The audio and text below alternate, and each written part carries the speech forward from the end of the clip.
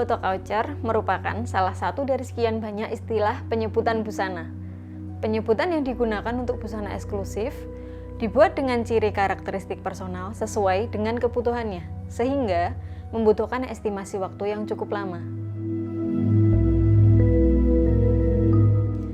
Dewi Sri diperkirakan telah dikenal oleh masyarakat Nusantara sejak abad pertama. Dewi Sri oleh masyarakat Indonesia lebih dikenal dengan nama Dewi Padi atau Dewi Kesuburan. Dewi Sri secara ikonografis digambarkan dengan ciri khas yaitu setangkai padi pada tangan kirinya, sehingga sejak masa prasejarah keberadaannya dipuja oleh masyarakat Nusantara. Penciptaan busana couture Sativa memanfaatkan karakter tokoh Dewi Sri dengan menggunakan konsep reinterpretasi sanggit secara simbolik melalui stilasi motif busana. Bentuk busana couture dengan motif utama berupa stilasi Dewi Sri yang merupakan bentuk reinterpretasi atau rekayasa yang terwujud melalui serangkaian proses kreasi artistik. Penciptaan karya divisualisasikan menggunakan teknik tradisional dengan bahan alam berupa serat tanaman sansevieria. Visualisasi stilasi Dewi Sri pada motif utama divisualisasikan berbeda-beda pada setiap busana. Motif pendukung berupa peralatan pertanian yang mengacu pada siklus tanaman hingga panen. Perwujudan motif pendukung ini secara simbolik mampu mewakili ungkapan kesuburan. Diharapkan penciptaan karya berupa busana couture Sativa dengan bahan alam mampu menjadi media, sarana, atau wahana pengingat akan pentingnya nilai dan makna filosofis Dewi Sri dalam setiap agama dan kepercayaan dalam masyarakat Nusantara. Pembuatan kain sansevieria diawali dengan menyurut daun sansevieria menggunakan mesin dekotikator.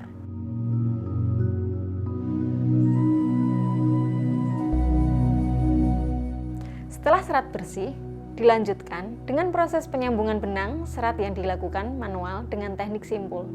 Kemudian dilanjutkan dengan proses penenunan menggunakan alat tenun bukan mesin. Proses tenun diawali dengan proses pengelosan, yaitu penggulungan benang pakan dari gelok ke dalam palet. Menggunakan benang utama, yaitu benang serat sansevieria. Dilanjutkan dengan penghenian, yaitu proses penggulungan benang lungsi dari gelok ke dalam bum lungsi. Benang yang digunakan adalah benang katun. Ketiga adalah proses penyucukan, yaitu proses memasukkan benang lungsi satu persatu ke dalam sisir atau mata gun. Terakhir adalah proses penenunan, atau pembuatan benang menjadi sebuah kain menggunakan alat tenun bukan mesin.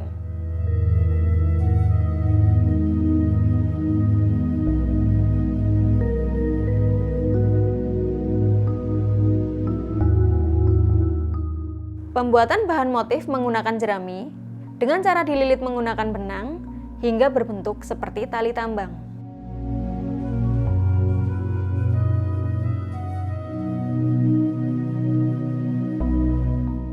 Selanjutnya, penempelan bahan motif ke dalam kain dilakukan menggunakan benang yang dililitkan, seperti proses menyulam mengikuti alur motif yang telah digambar.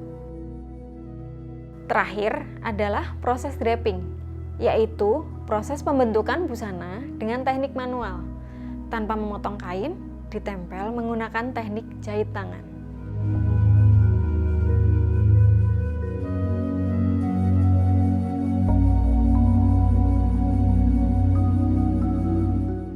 Busana pertama berjudul Amabaki, memiliki arti membersihkan sawah.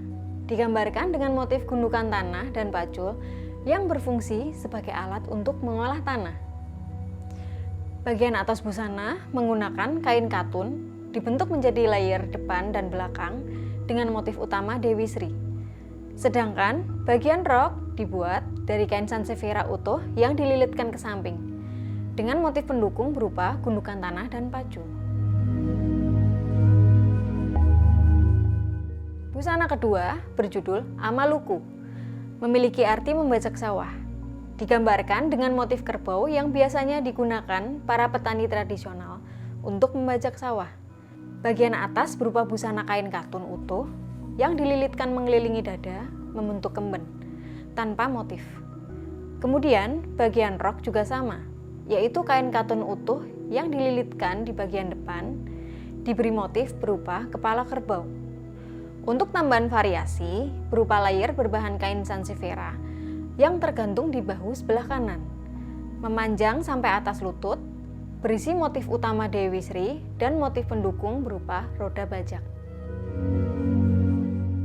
Busana ketiga berjudul Atanam, memiliki arti menanam yang digambarkan dengan motif bibit padi dengan akarnya. Bagian atas busana berupa kain katun berbentuk kemben yang dililitkan di bahu dan pinggang tanpa motif.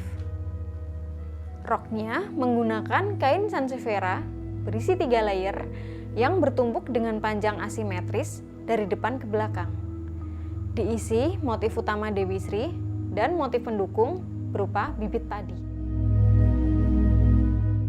Busana keempat berjudul Amatun, memiliki arti menyiangi, yang berarti membersihkan rumput liar di sawah menggunakan sabit atau arit. Busana ini terinspirasi dari kebaya kutu baru, namun dimodifikasi menjadi panjang sampai menjuntai. Berbahan kain sansevieria di bagian belakang dan katun di bagian depan, dengan motif utama Dewi Sri, pendukungnya motif rumput yang berada di bawah dan motif sabit berada di bagian bahu. Busana kelima berjudul Ahani, memiliki arti memotong padi yang biasanya dilakukan saat musim panen menggunakan alat bernama aniani. Busana masih terinspirasi dari kutu baru yang dimodifikasi memanjang dan berbahan kain sansevieria di sebelah kanan dan kain katun di sebelah kiri, serta ditambahkan lilitan di pinggang menggunakan kain katun. Menggunakan motif utama Dewi Sri pada bagian bawah dan motif pendukung pohon padi yang siap panen terletak pada bagian dada, dan motif aniani yang terletak di bawah pinggang. Busana keenam berjudul Anutu, memiliki arti menumbuk padi, di mana padi telah selesai dipanen dan siap diolah menjadi beras dengan cara ditumbuk menggunakan alu dan lesung. Merupakan karya utama dalam rancangan ini, berupa atasan berbahan katun yang dililitkan di bagian bahu kiri dan kanan, memanjang sampai dada, membentuk v-neck tanpa motif. Kemudian untuk roknya dibuat menggunakan kain sansevieria, memiliki layer bertumbuk 3 menjuntai dan membentuk belahan pada bagian depan. Diisi dengan motif utama Dewi Sri pada seluruh layer dan motif pendukung berupa batang padi dan gabah. Untuk mode kedua dalam busana ini hanya dengan menambahkan cape atau jubah yang mengelilingi leher. Panjangnya sampai pinggang dengan motif utama Dewi Sri yang diletakkan di bagian belakang, motif pendukung berupa pohon padi yang diletakkan di bagian depan, serta motif alu dan lesung yang mengelilingi bagian atas jubah.